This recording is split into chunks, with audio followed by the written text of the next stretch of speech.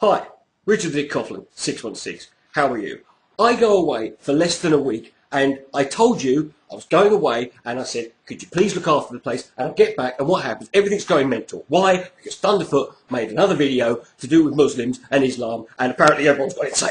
Well, I've been watching it, and I've had people say, when are you going to comment? When are you going to comment? Well, I'm going to do it now. Okay, good. Now, first of all, Thunderfoot.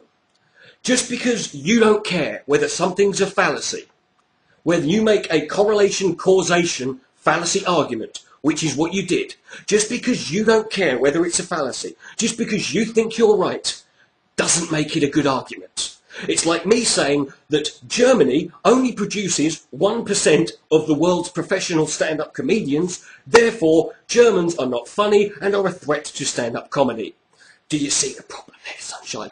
You now made another video since then, and you've started doing this thing, which is good, where you address your critics. However, you addressed them in a funny way almost. You addressed them in a way that felt very similar to me. You see, you've started making videos about Muslims and Islam, and you've received a lot of feedback from people, some good, some bad. Some of it goes a bit carried away, some of it doesn't. And your response to this has been, oh, everyone's just all scared to criticise Islam. You talk about Islam and everyone calls you a bigot and a racist. Well, what? Does that sound familiar to anyone? Does that sound like another YouTube user who received a lot of criticism for certain videos he made about Islam?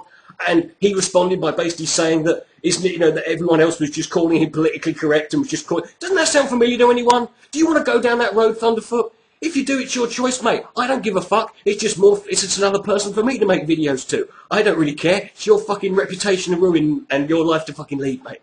Right? But you want to go down that road, it's a fucking shame, quite frankly. Thirdly, next point. There is a reason, Thunderfoot, that you're getting more criticism for your videos on Islam than you did than your videos on creationists. One, creationism is not a religion in and of itself. It's a segment of a religion. It's an extremist part of a religion. This is what I found really annoying about the people who are trying to compare the Muslims building the Park 51 Islamic Community Centre and the Westboro Baptist Church.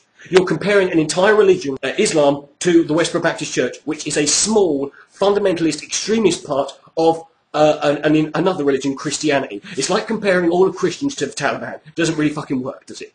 Right? And what's the problem with you getting criticism, Thunderfoot? What does it matter? Do you want to fucking sit here and respond to the criticism? Or do you want to sit here and complain? Well, no one ever criticised me before. Why do we do that? Do you want to sit here and have an argument about why we're having a fucking argument in the first place? Right, do you want to do that? No. But then even that, side that, doesn't fucking matter, Thunderfoot. And even if you have mentioned something in a video before, right, here's a little tip for you. Fucking repeat yourself, mate. Because some of us may not have seen those videos. And you've made a lot of videos, and I don't think it's fair that you expect everyone to go fucking through all your videos to see points that you brought up. Well, I said this 18 months ago. Yeah, well, I don't give a fuck. Say it again. I repeat myself all the fucking time, because I'm doing it for the benefit of the people watching my videos who may not have fucking seen it. But that doesn't matter either. None of that fucking matters. What does matter is this, Thunderfoot.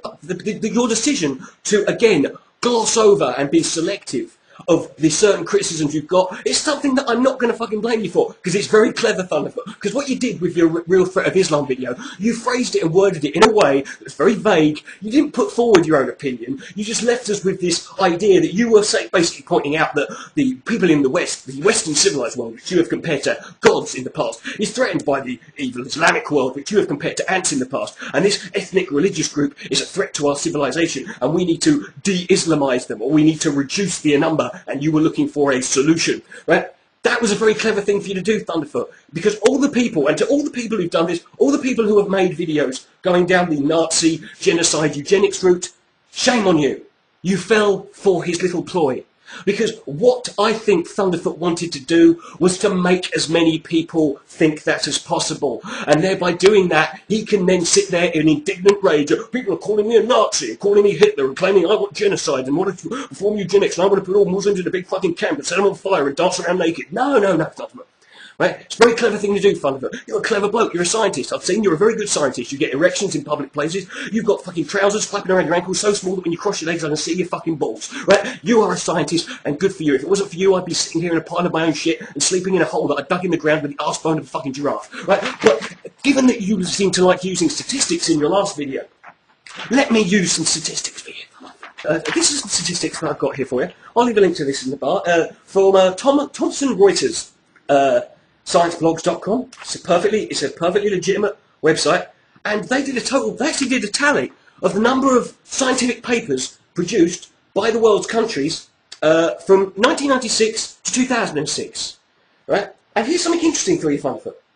In 1996 to 2006, America, which is largely a Christian country, I mean, most of the people there are Christian. It's part of what you would perceive. If the East is the Islamic world, then you'd have to say that it's the Christian world. You can call it secular all you want. Most of the people there are fucking Christian, right? That's the society you live in.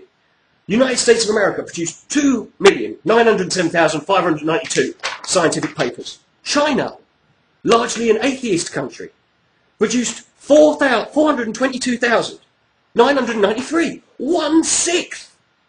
Atheist China. China, where religion is banned, where most people are fucking atheists. Therefore, a society that is predominantly Christian is 6 times more scientific than a society that's mostly atheist. And there's fucking, how many billions of people live in China compared to the few hundred million in America? So I think we better start embracing Christianity now. We better sell our atheism out, because clearly, however, this is another thing, Thunderfoot. I read in an article, which I'll link again in the herpes bar, according to this article from New Scientist, this is from February 2010. According to this article, it is predicted that if current trends continue in the production of scientific papers, that by 2015, China will have even matched or even exceeded America. Now, what do you think's a bigger threat, Thunderfoot, to the Western world, to America? China, a technologically advanced nation, or a bunch of sand-dwelling Arabs who have not got a pot to piss in and shit in their own fucking hand when they're not worshipping paedophile bearded fucking donkeys and, you know, in their holy book that tells them to blow people up? What do you think's more of a threat there, Thunderfoot? China? Yeah, because people who are more technologically advanced are actually going to be more of a threat, particularly when you owe them $2 trillion and they don't like you very fucking much, right? So at that point, you've then got a case where atheism is the threat. Or is it communism? Oh, it doesn't matter, because you're not basing it on politics, Thunderfoot, because all you ever see in this fucking world are religion and fucking science. That's all that exists for you. Politics has never brought into it. You never brought politics into it, so you can't bring it into it now. So atheism is what China is representing, right? Your fucking rules, you're going to have to stick by them. But that doesn't even matter either, because here's an even better bit I can bring up for you, Thunderfoot. According to that same article, listen to this, scientific output has grown 11 times faster than the world average and faster than any other country is Iran. Iraniomania. Right? Iran is currently the fucking fastest growing country in terms of scientific output. It's 11 times fucking greater than any other country. How do they fucking do it? They've also just in Saudi Arabia, one of the kings down there has just funded a new university, which of course is archetypal of those fucking backward fuckers, isn't it? But it gets even better for you now, Thunderfoot, because are you ready for this bit? I'm going to read from another article. This is an article again, from New Scientist, from a different article, but I'm going to read it. This is called Islam's House of Wisdom Will Rise Again. Science Can Flourish in the Muslim World Today. The guy who was interviewed in this article, why did Arabic science go in decline? Some say it went into decline in the 11th century because Islam suddenly took a turn of orthodoxy and conservatism and became anti-scientific. There's also an argument that it went into decline in the Mongol invasion in the 13th century, which destroyed Baghdad, including the House of Wisdom. The truth is that the decline in the Arabic science happened much more slowly than people think. There are great scholars in the Islamic world, all the way up to and including the 15th century, which is a little bit fucking... What did you say? That Islam hasn't changed for 800 years? Right? Get this one. So do you think that there is an element of racism to suppression of Arabic science? In a sense, yes. It's tied in with modern-day Islamophobia and the idea that all Muslims have backwards attitudes to life. Where have I seen people do this? Anyway, from women to politics, and there's an additional tension because of fundamentalism and terrorism. So there is a natural tendency to think that surely these people could not really be more civilized and advanced than us. Do you know who that interview was, Thunderfoot? It was a guy called Jim Al-Khalili. He's the same guy who wrote the article that you linked in your fucking Real Threat to Islam video. Eat my stats. Richard Coughlin, 616. Good night, may God be blessed.